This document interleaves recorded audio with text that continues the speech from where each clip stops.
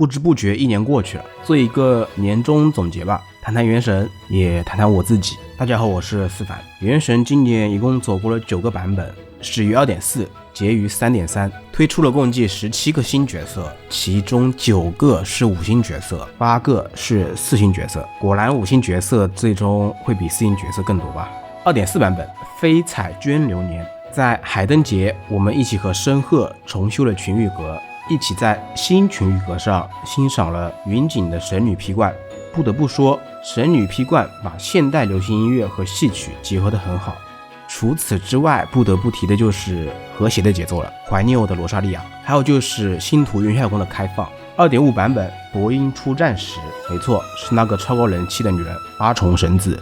强不强咱们暂且不谈，你们就是说喜不喜欢吧。随着渊夏宫地图的逐步开放，也是让我们见证了一段被埋藏已久的历史。2.6 版本流风卷锦亭是我们大舅哥神里灵人登场的版本，灵人强度、颜值、人设都还 OK， 挑不出什么毛病，节奏最小的角色，不是随便说说的。除此之外， 2.6 版本同时还开放了璃月的新区域，那个一直被提到却从未见过的岑岩巨渊。而岑岩巨渊的秘密我们会在 2.7 版本揭开。2.7 版本荒梦藏于渊，新角色叶兰登场，继叶天帝之后又一天字辈，叶天后。巧了，他们还都姓叶啊，以后知道抽什么角色了吧。不过叶兰并不算是岑岩巨渊的主角，真正的主角是护法夜叉萧上仙。当然还有新4星角色九岐人，荒龙派的大姐头，因为这个后脑勺的头发是真的大，所以叫做大姐头。这个版本还有不得不提的一件事，那就是延期。因为上海疫情的关系，版本延长了21天，之后的3个版本也相应的缩短了1周。愿疫情早点结束，致已经变成小洋人的我。2.8 版本仲夏幻夜吉祥曲，一到门德主场，这版本的主题都变得轻快了起来。之前都是统一的5字真言，到这里就变得自由了起来。这个版本的主角都是老朋友，万叶、小艾米、莫娜、星焰。话说万叶你的出场频率是不是有点高？并没有什么新角色。什么？你说有新4星？特征是会踢足球，个子不高，还是个侦探。哦，我知道了，是他对吧？身体虽然变小，但头脑却一样聪明，无所不知的名侦探。新几组啊，一只我一多子，真相永远只有一个，他就是鹿野苑平藏。3.0 版本千朵玫瑰带来的黎明，版本主题的形式也发生了变化，变成了9个字，新的国度，自然会迎来一大波的新角色。首位草 C 提纳里，个人觉得非常好用，而且配音很舒服。克莱7圣召唤的神，还有就是无所不知无所不有的阿拉丁神灯多利。3.0 版本给我最大的惊喜还是须弥地图制作水平的提升，以及剧情水准的提升，进步真不小，希望之后能保持。3.1 版本赤土之王与3朝圣者，该版本的主场是沙漠，2位新角色也都有着浓浓的埃及风格，大分机关赛诺以及我的新老婆坎蒂斯。3.2 版本虚空鼓动劫火羔羊，该版本的剧情是须弥主线的结束，我们一起合力救出了草神，击败了伞兵，同时也共同遗忘了大慈树王。这版本的新角色是小吉祥草王和一位不知名的爱睡觉的须弥学者莱伊拉，早就表示很羡慕。3.3 版本六路镜明出相皆无，也就是当前版本了，也是2位新角色，伞兵换了身绿色的衣服，摇身一变成为了流浪者，以及分系专管老年人法卢山。不过要说我最期待这版本的内容是什么的话，那就当属七声召唤了。接触七声召唤的第1天，你已在线超过5个小时，请注意合理分配游玩时间。第2天，你已在线超过5个小时，请注意合理分配游玩时间。第3天，打一会儿就下了。第4天有点腻，不打了。就是这么真实，毕竟 PVP 没有奖励也没有排名，新鲜感一过，很难有动力继续玩下去。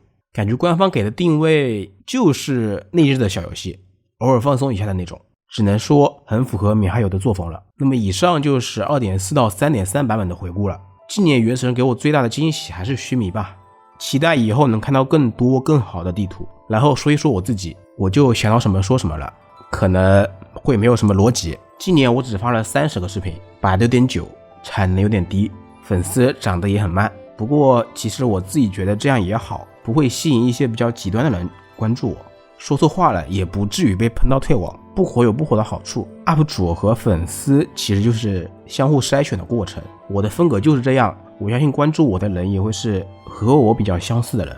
当然你要说我不羡慕那些蹭蹭涨粉的 UP， 那是不可能的，特别是很多不玩原神的 UP， 随便发个实况就能引来一大批的观众观看，而原本就玩原神的 UP， 他发实况和直播反而却没什么人看了。其实我对这种现象还蛮好奇的，我觉得值得深思，值得好好研究一下。也许是因为喜欢看新人翻车，也许是因为喜欢教人玩游戏，也有可能就是喜欢看别人操作然后自己更着急的感觉，当然也有可能只是为了寻找认同感。你看他也在玩原神哎。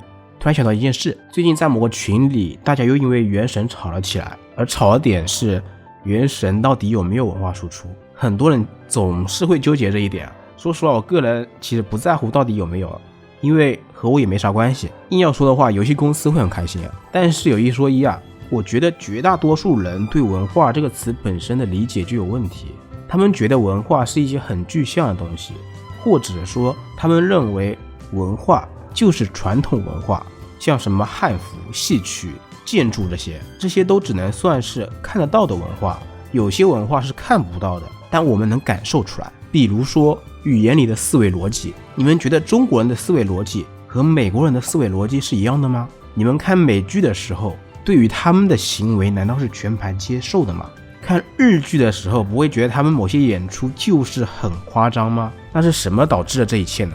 就是文化差异，打招呼的方式，和父母之间相处的方式，饮食习惯，节日，教育方式，遇到事情的处理方式。美国人讲究少管闲事， This is not your business。 日漫男主讲究一个多管闲事，我利瓦亚萨西。中国人讲究凑热闹啊，怎么了，发生什么事了？这些都是文化差异的体现。一个作品只要它火到了一定程度，我觉得就可以认为它有文化输出，而不是非得是那些传统文化，不仅仅是那些看得见的，还有自身所感受到的，这些文化才是我们平常生活中最常见但又最容易被忽略的文化。当然即便没有以上这些，当我们谈起马里奥，谈起宝可梦的时候，我们就会想到任天堂，然后知道任天堂是日本的游戏公司一样。我们在谈起原神时也会想到米哈游，然后知道它是中国的公司，是中国的游戏，也是一个道理。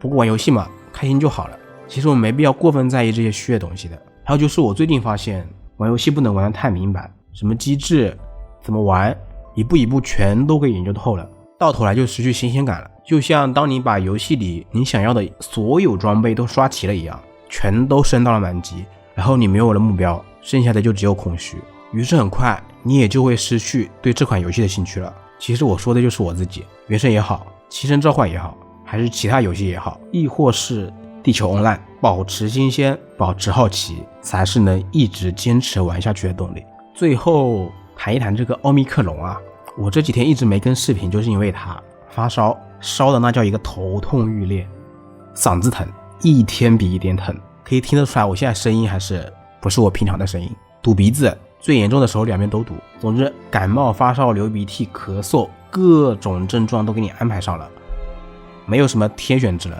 有的不过是感染前最后的猖狂罢了。愿新冠早日消失，希望已经感染新冠的你们能早日康复，已经感染过的不会再复阳，还没感染的到时候能尽快康复。想说的就是这么多了，我是思凡，我们下期视频再见吧。